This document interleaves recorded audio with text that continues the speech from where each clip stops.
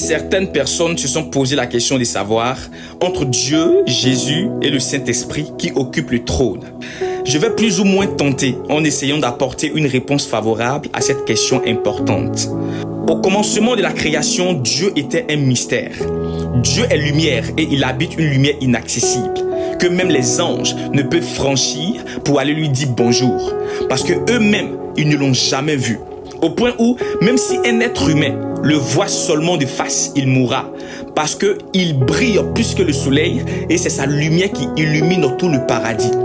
Dans Exode 33, versets 18 à 23, Moïse dit à Dieu, « Fais-moi voir ta gloire, c'est-à-dire je veux te voir. » Mais Dieu va lui dire, « Tu ne pourras pas voir ma face, car l'homme ne peut me voir et vivre. » Mais comment Dieu se révèle aux hommes? Vu qu'il est une entité invisible, il va se révéler aux hommes à travers des éléments qui sont le feu, le vent ou la nuée, qui est le symbole de sa présence, son autorité et sa gloire. Mais sur la montagne de Sinaï, Moïse dit, « J'ai parlé avec Dieu face à face et j'ai vu son doigt et j'ai vu son dos. » Jacob, après avoir lutté avec l'ange, il dit aussi, « J'ai vu Dieu face à face et mon âme a été sauvée. » Après, Ésaïe vient dire aussi, « J'ai vu le Dieu assis sur un trône très élevé et les séraphins criaient, « Saint, Saint, Saint. » Après, Ézéchiel vient dire aussi, « J'ai vu un trône et sur ce trône une figure d'homme entourée de gloire. » Après, Daniel vient dire aussi, « J'ai vu l'ancien des jours assis sur un trône de feu. » Or, Jean 1 verset 18 nous dit, « Personne n'a jamais vu Dieu. » Oh! Si personne n'a jamais vu Dieu, alors qui est le Dieu que tous les prophètes de l'Ancien Testament voyaient alors? Question. Effectivement, personne n'a vu le Père dans son essence invisible, car Dieu est esprit. C'est la raison pour laquelle Jésus disait, « Celui qui m'a vu a vu le Père. » Pourquoi? Parce que Jésus existait avant la création des anges et du monde. Et tous les prophètes de l'Ancien Testament qui disaient que j'ai vu Dieu face à face ne l'ont pas vu. C'était en réalité Jésus qu'ils voyaient. Je vous explique. Dieu se révélait par théophanie, c'est-à-dire la manifestation visible adaptée aux hommes. Et cette manifestation visible était Jésus-Christ, qui est l'image visible du Dieu invisible. Ça s'appelle la Christophanie, qui signifie Christ préincarné. Donc Moïse et les prophètes ont vu la gloire de Dieu de façon partielle, jamais dans sa totalité. Mais en la manière humaine, ça s'appelle encore l'anthropomorphisme. Et comme les hommes ne pouvaient pas saisir l'invisible, Dieu utilisait les images du Christ, d'où les mains, le dos, les doigts, le pied, les yeux et le corps.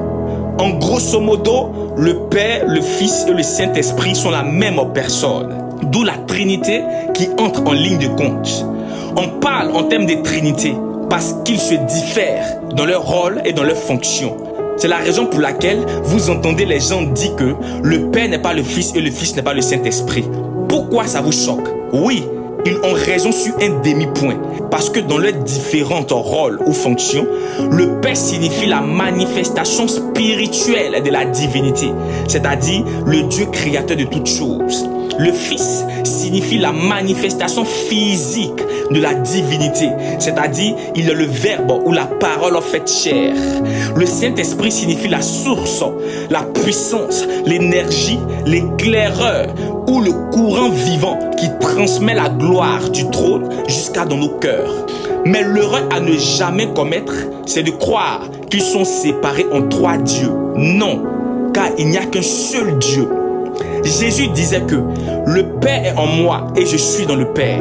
En d'autres termes, le Père et le Saint-Esprit et moi, nous sommes la même nature, qui est quoi? L'unification. Car tout comme l'être humain est constitué d'esprit, âme et corps, Dieu est aussi Père, Fils et Esprit. Jésus n'est pas assis à la droite du Père, c'est de l'hyperbole. Il n'y a pas deux trônes dans les cieux, il y a un seul trône. Donc le Père et le Fils et le Saint-Esprit est la même personne qui est assise sur le trône, parce que le Père règne par le Fils. Donc il n'y a pas deux chaises, il n'y a pas deux trônes, parce que les deux partagent le même trône. De façon explicite, Jésus assis à la droite dans la Bible symbolise la puissance, l'autorité et le règne. Et le trône, c'est la représentation du Père. Mais celui qui est assis sur le trône, c'est Jésus-Christ de Nazareth. Les anges, durant des siècles, ont toujours désiré voir le Père. Mais où ils allaient enfin le voir, il était déjà sur la croix de Golgotha. Au point où les anges étaient prêts à venir venger leur Père en frappant l'humanité. Mais Jésus, sur la croix, leva les yeux avec amour inconditionnel et dit « Pardonne-leur, car ils ne savent pas ce qu'ils font. » Les hommes, depuis l'Ancien Testament, ils ont désiré voir le Père, mais malheureusement, ils ne l'ont point reconnu.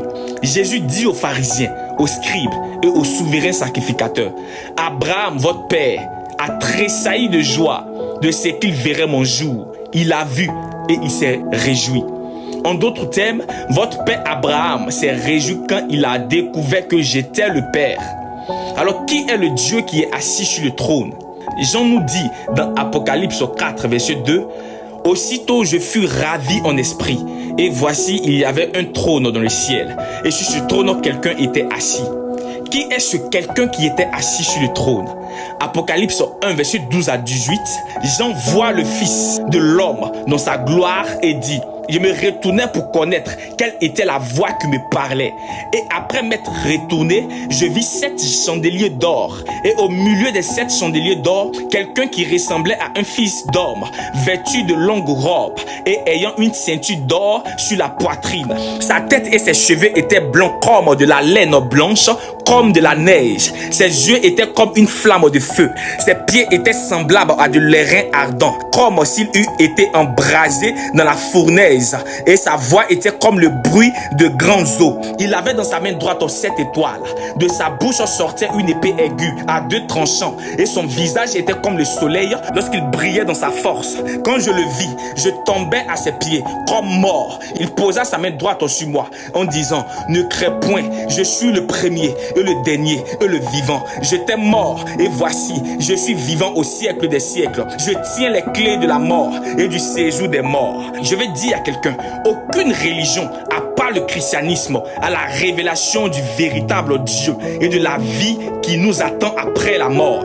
Mes frères musulmans, dans le Coran, Jésus a formé un oiseau avec l'argile et il a soufflé de son souffle et l'oiseau qui était argile est devenu un oiseau vivant. Si Dieu seul crée, alors pourquoi Jésus a créé? Toujours dans le même Coran, Jésus est saint et sans péché. Or, seul Dieu est saint et sans péché. Toujours dans le même Coran, Jésus viendra juger l'humanité et il tient l'âme de Mahomet entre ses mains. Or, seul Dieu est le seul juge. Mes frères animistes et kémites, Jésus a dépassé les lois de l'animisme et ancestral. Il a craché par terre et il a mélangé sa salive avec de la boue pour guérir les yeux d'un aveugle. Il a envoyé son disciple pour aller retirer de l'argent dans la bouche d'un poisson. Lorsqu'ils ont voulu le précipiter du haut d'une falaise, il a disparu et il est réapparu de l'autre côté.